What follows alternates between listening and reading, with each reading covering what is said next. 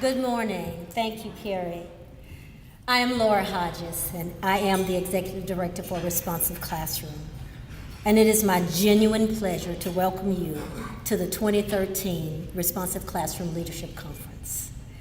I invite you to take this moment to breathe deeply, relax, center yourselves, and set an expectation that today and tomorrow you will be both a learner and a contributor in one of the most important conversations educators can have, a conversation about how it is possible for every child in every school to get a high-quality education. And it is possible. At the beginning of our time, however, it is important to me to take a moment to acknowledge the people whose work and dedication makes this conference possible. First, as a nonprofit organization, we are quite fortunate to have a board who are fully committed to our mission and vision, and a number of them are joining us in this year's conference.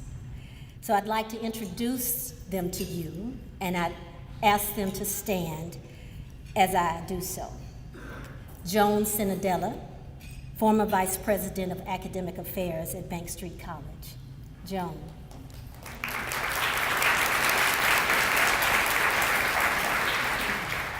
Caltha Crow, award-winning author. Larry Derringer, Executive Director for Educators for Social Responsibility. Larry. Michelle Edwards, Director of Emerging Leaders, New Leaders, Washington, D.C. Sherry Mediato, I don't know if Sherry is here yet, but she is the president and founder of Heaven and Earth Incorporated. She will be here shortly. Dr. Carla Lewis, Senior Research Scientist, the University of North Carolina, Greensboro. Dr. Kimberly Pemberton, Assistant Professor, School of Education, Winston-Salem State University. Charlotte Stetson, Senior Consultant at the Working Sampling System and Teaching Strategies. Please feel free as you mix and mingle to get to know our board members. They are, as I said, absolute champions of our mission and vision. So I'd like to thank you for your leadership to NEFC and for being here today at our conference. We are also fortunate to have a deep, healthy, and growing relationship with a large population and wide variety of school leaders across the country who are implementing the responsive classroom approach in their schools and districts. And some are here serving as panelists and presenters at our conference. So, on behalf of our board and our staff, I thank you for being our partners, and we look forward to learning from you. You can learn more about all our presenters, their schools, and their responsive classroom journey in the Schools Profile section of your conference agenda. And lastly, but certainly not least, Responsive Classroom is fueled by a multi-skilled, passionate, and smart group of people. People who commit their talent, their time, their expertise, their experience, all for the good of children, of teachers, and for an idea of what is possible when education works. So, would every member of the Responsive Classroom staff and every Responsive Classroom consulting teacher please stand and let me acknowledge your contribution to our conference and our mission.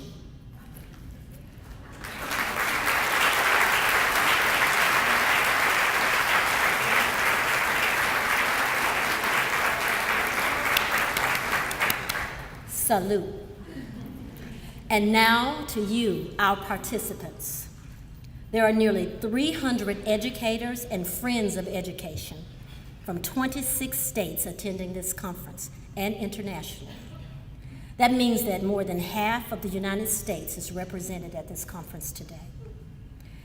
And we are filled with deep gratitude and hope because your presence here compels and reminds us that you, as educational leaders, Dedicate and pour your lives into the work of leading schools and districts because you too are on a mission to create the conditions for teachers to be effective and for students to learn best and most. I believe that you are on the leading edge among the growing number of educators who are making the connection that to improve students' performance and help students access rigorous curriculum, we must also help them develop social and emotional competencies. I believe you are here because you have decided to learn about how you can invest in or continue to invest in your teachers' professional growth, because you know that teachers are our best bet for ensuring that all students get the education they deserve. I believe you are here because you know that there are conditions that school leaders must create to nicely couple with the beliefs, behaviors, and good teaching practices of effective teachers if students are to experience the maximum and long-term benefits of having a high-quality teacher. And those are the things we have designed this conference to be about. So, I again offer you 3 words as a backdrop for our conference conversations. It is possible. I encourage you to make it is possible the lens through which you experience this conference as you listen, question, engage, and even share your own stories. First, because it is possible, is the idea that is woven through the very fabric of education. Every hope, every dream, every promise education offers a child, a family, a community, and indeed our own society is infused with the idea that it is possible. Secondly, because in every session you will hear the voices of educators just like you who said to stakeholders in their schools, listen, it is possible for all of our students to receive the education we promised them. And then they began a journey to what some would consider a hard-to-reach place for their students or their schools. These educators are here for the next 2 days to share a piece of that journey with us.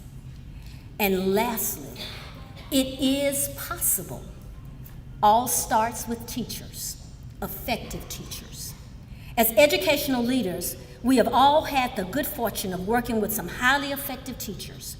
Those teachers who have je ne sais quoi, the it factor, the X factor, that seemingly indescribable quality that is hard to replicate, but makes them good, finger-licking good, good to the last drop good teachers. And similarly, we have all had the tough time trying to fully explain what these teachers do differently to make it possible for every child in their class every day. In that, we are like the story of a little girl who filled a jar full of fireflies. The story goes like this. While enjoying a starry summer evening, a little girl caught a jar full of fireflies. And she was filled with great amazement and wonder at the glowing lights that made them different than any insect she'd ever seen. So she asked her parents, what makes a firefly light up? One parent advised, go Google it. The other, equally amazed at the firefly's glow, simply put more holes in the jar to make sure they got plenty of air. Curiosity unsatisfied, the little girl took her jar of fireflies to her room. And about an hour later, she came rushing into the kitchen and explained to her parents, I know what makes the fireflies light up. And after a long, dramatic, pride-filled pause, she proudly announced, it's the stuff that's in them. It is possible because of the stuff that's in effective teachers. I call that stuff the effectiveness trifecta. Our conversations at this conference will help unpack the stuff of effective teaching in 3 powerful domains: through which responsive classroom builds teachers' competencies. There can be no doubt that what teachers believe, know, and can do are the key and critical influences of student learning. And it is in these three domains that those beliefs, knowledge, and capacities are actualized and experienced by students. A teacher who believes in, knows how, and can deliver engaging instruction, can build positive classroom community, and can effectively manage the learning space has the stuff of effective teaching. This is the stuff that makes "it is possible" a glowing reality for every student every day. This is the stuff that is worth investing in for teacher development, because when we do, we invest in the promise of a high-quality education. Now, without much doubt, many, if not all of us, are interested in making clear connections in our investment in teacher learning to the Common Core state standards. The Common Core presents an undeniable need to support change of course in understanding the curriculum and in delivering the curriculum. So very clearly, what many of us are doing is the first right step, which is paying particular attention to mapping the standards so teachers will know and understand the new curriculum. And that is absolutely the first half of the work, but it is only the first half. The second half, or the next right step, is paying particular attention to providing teachers professional development that will help them make the shifts in their instructional practices that are required to implement the standards as they are intended. To get the results we hope for students, for all students, we must take the first and the second step. We must map the curriculum, and we must give teachers the skills and strategies to make the instructional shifts the Common Core requires. As a popular commercial says, now "and" is so much better than "or." Our conversations in this conference will help you understand how responsive classroom practices and instructional strategies helps teachers make the instructional shifts and helps students build the skills they need to access the Common Core. You will find in your packet this white paper that we recently published that fully articulates how responsive classroom supports Common Core state standard implementation. And you can download this from our website at www.responsiveclassroom.org to share with others. Now, as you prepare to go join the conversations in your session, I want to leave you with this thought. As educators, you are among the few fortunate people in our world who have the profound privilege of doing work that you truly love. And that is why you give so much of yourself to it. Yet, the only way to be fully satisfied with the fact that you are giving your life to the work is believing that what you do matters. That the vision you have for educating every student under your watch is possible, and it is possible.